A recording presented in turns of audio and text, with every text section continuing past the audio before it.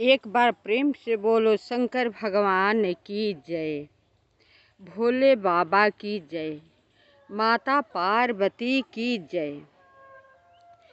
शिवरात्रि, महाशिवरात्रि का पर्व आने वाला है। प्रतिदिन आप सब पूजा करते हैं शंकर जी के, वो तो बात अलग है, ठीक है। पूजा से आपको उनको जो मांगना हो मांगेंगे, लेकिन समय से मिलेगा। लेकिन जो महाशिवरात्रि का पर्व आ रहा है शंकर जी का, वो मनाने का समय होता है, पूजा करने का समय नहीं होता है। आप जितना अधिक से अधिक उनको समय दे करके मना सकते हैं। उनका व्रत कीजिए, उनको पूजा कीजिए। अब मनाएंगे कैसे? पहले तो आप उनका अगर रखे हैं, मिल जाए तो गंगा जी का जल होना चाहिए।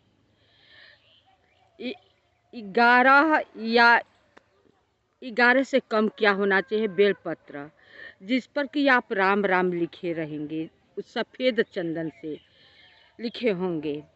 उसके बाद 5 कौल गट्टा लेंगे, साबित अक्षत जिसे उनके गीला चढ़ाया जाता है धो करके, और उसके साथ गुड़ जरूरी होता है। उसके बाद आप भांग, धतूर, बेर बहुत चढ़ाना जरूरी होता है। बेर, जिसके वंश चाहिए उसके लिए नारियल आप चढ़ाइए। अगर आपको मिल जाए रुद्राक्ष का माला या मदार का फूल का माला, वो शंकर जी को अपने हाथ पहनाइए। अधिक से अधिक उन्हें सजाइए। सजा करके आप बहुत परेशान हैं, बहुत परेशान है, घर में आपको कोई कहना नहीं मान रहा है, सब मनमाना है, एक दूसरे के कोई सुनने वाला नहीं है। यही सोचने वाला है कि जो हम कह रहे हैं वही सही है, जो हम कह रहे हैं वो सही है, वो गलत है, ये गलत है। जो दूसरे के दोषी ठहराने वाले जिसके घर में है, अब सबसे श्रेष्ठ आदमी जो होता है परेशान होता रहता है। जब परिवार उसका कहना नहीं मानता, उसके अनुसार नहीं चलता, तो वो हम परेशान तो रहेगा ही, परेशान रहता है। तो उसके लिए ये उपाय है, गन्ने की रस से उन्हें अभिषेक कराइए। हर जगह ईख का रस निकाला जाता है, गन्ने का रस से उनकी अभिषेक कराइए, दधी से, दूध से और गन्ने की रस से।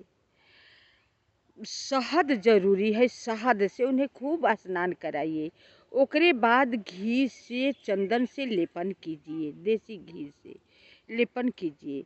तब ये शुद्ध जल ले करके आप उन्हें खूब धोइए। तब गंगा जी का जल 1 लोटा ले करके ओम नमः शिवाय, ओम नमः शिवाय, पार्वती पते नमः, ओम पार्वती पते नमः, ऐसे कह करके उन्हें स्नान कराइए। इत्मीनान से, घबराहट के साथ नहीं। जब आप स्नान करा लेंगे तो उन्हें वस्त्र पहनाइए। अगर अंगोछा पीला मिल जाए, सफ़ेद मिल जाए, तो उन्हें वस्त्र पहनाइए। कलावा से अगर लंबा है और पास में पार्वती जी है तो एक में गांठ जोड़ दिया जाएगा तो अति उत्तम रहेगा। अगर दूर है माता पार्वती जी तो आप उसी अंगोछा में, शंकर जी के वस्त्र में आप गांठ लगा करके कलावा का पार्वती जी पर आप चढ़ा सकते हैं। हो सकता है तो उसी कलावा में चुंदरी भी पार्वती जी को पहना सकते हैं और अति उत्तम होगा। अब उसके बाद आप भांग, धतूर, चंदन, भस्म, जितना लगाना है, मदार का माला, पुष्प का माला, आप खूब चढ़ाइए शंकर जी को। अक्षत, बेलपत्र जो आप राम राम लिख कर पहले से रखे हैं, एक एक पाता उल्टा करके चढ़ाएंगे, उल्टा, कहेंगे ओम पार्वती पतये नमः। ओम नमः शिवाय पार्वती पतये नमः। ये कहने से, क्योंकि पार्वती जी शंकर जी के बहुत प्रिय अर्धांगिनी है। शंकर जी बहुत जल्दी खुश होते हैं जब इधर पार्वती जी भी खुश होती हैं। तो इसलिए ओम नमः शिवाय पार्वती पतये नमः एक एक पत्र करके आप चढ़ाएंगे। फिर आप माला पहनाएंगे तो इसी तरह बोलेंगे ओम नमः शिवाय पार्वती पतये नमः। इससे क्या होता है कि पार्वती जी का पूजन होता रहता है, और पार्वती जी भी खुश होती है, शंकर जी खुश होते हैं। अब चढ़ा लेंगे, पार्वती जी को श्रृंगार का सामान चढ़ाएंगे, गुलाल अबीर जरूर लिए रहेंगे, वो सब चढ़ा लेंगे। चढ़ा लेने के बाद आप पीतल का ताला छोटा सा पैकेट बंद, आपको जो किस्मत नहीं खुल रही है, आप अपने भाग्य को कोसते हैं, तो उसे खोलिएगा मत। बंद पैकेट का ताला उनके पास समर्पित कर दीजिएगा। ये बोलिएगा कि हे शंकर भगवान, आप दुनिया का मालिक है, देवों के देव महादेव हैं, आप सबकी किस्मत खोलते हैं। आपके आगे मैं चाबी या ताला दोनों समर्पित कर दी हूँ। मैं नहीं खोला, अब मेरी किस्मत, चाबी आपके पास है, ताला आपके पास है। किस्मत मेरी खोलना आपकी बस की बात है, आप ही खोल सकते हैं। अपने भक्त को आप खुश रखते हैं।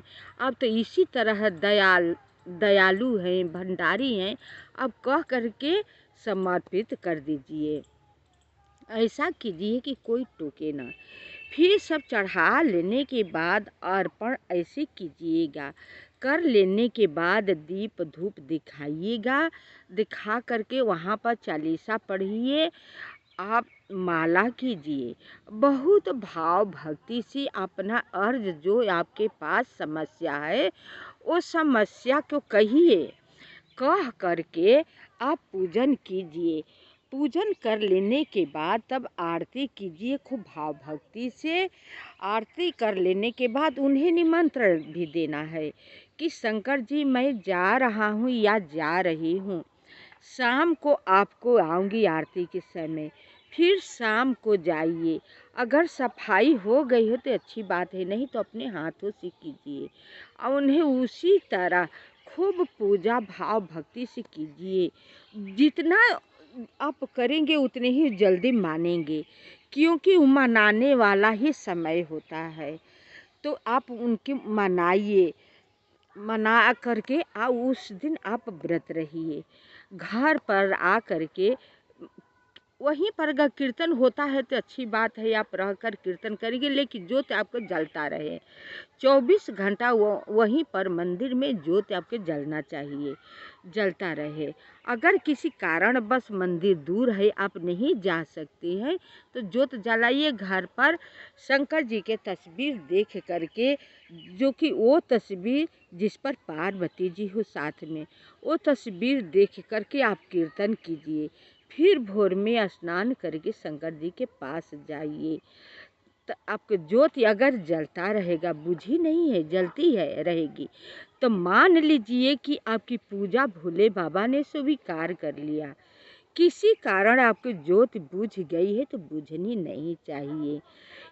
तो ये मान लीजिए कि हम में कुछ न कुछ त्रुटि हुई है। जब भोले बाबा प्रसन्न होते हैं ना, तो किसी न किसी प्रकार से ज्योत नहीं बुझती है। फिर अगर मौका आपको लगे बहुत, क्योंकि भीड़ होती है, शाम के समय मौका लगे, तो बीचों बीच शंकर जी को जो दहलीज आप पार करते हैं, तो बीचों बीच भाग्य देवी के नाम से दीपक आपको जला देना है। तब मंदिर में प्रवेश करना है। तब देखिए आपकी किस्मत कैसे खुलती है, क्योंकि भाग्य ही ऐसी है कि प्रेरित करती है। पार्वती जी प्रेरित करती है किस्मत खोलने के लिए। थोड़ा अड़भंगी है ना, भूल जाते हैं। एक एक से बड़े बड़े उनके भक्त श्रद्धालु आते हैं पूजा करने के लिए। शंकर जी भोले हैं, भूल जाते हैं, तो आप उन्हें याद दिलाइए। नंदी जी से कहिएगा अपना बात कि आप मेरी बात शंकर जी के, अगर रात के समय होता है, मध्य रात के समय ना, सोते 12-1 बजे रात, तो नंदी जी सबकी बात शंकर जी से कहते हैं। तो आप नंदी जी से बात कह दीजिएगा अपना नाम रख कर कि मेरा ये नाम है, शंकर जी से मेरा ये प्रश्न कह दीजिएगा। और फिर पार्वती जी से आप कहिएगा तो लोग याद दिला देंगे। देखिए आपकी मनोकामना कैसी पूरी होती है। ये महाशिवरात्रि का पर्व है। खूब शंकर जी आपके 1 साल लगते लगते, देखिए भाई, पूजा पाठ जादू मंत्र का छड़ी नहीं है कि ऐसे घुमा दिए या चट दिए आप जो चाहे हो गया। लेकिन मैं गारंटी के साथ कहती हूँ कि साल लगते लगते आपको घर में जो चाहेंगे खुशी किसी न किसी रूप में दस्तक अवश्य देगी, ये मान लीजिए। तो ये महाशिवरात्रि का मेरी तबीयत ठीक नहीं है, लेकिन हमने सोचा, अभी मैं प्रयागराज से कल वास कर रही थी, आई हूँ महाकुंभ का स्नान करके। हमने सोचा कि शिवरात्रि का पर्व आ रहा है, सब लोग, ये पृथ्वी है, ये संसार है, सब मानव है, सबके अंदर दुख है समझ लीजिए, लेकिन सबका दुख अलग अलग है। तो अपना कष्ट शंकर जी को मनाने का समय महाशिवरात्रि का पर्व आ रहा है। आप शंकर जी को भाव भक्ति से खूब मनाइए। अगले साल ले आप हंसिए खेलिए और खूब शंकर जी के साथ गुलाल खेलिएगा। तो मेरा एक कथा हमने बहुत ज़ोरों शोरों से कहना शुरू किया कि आप सबको हम कथा वीडियो पर डाल दें। आप सब लाइक करें तभी भला है, और नहीं करेंगे वो भी अच्छा है।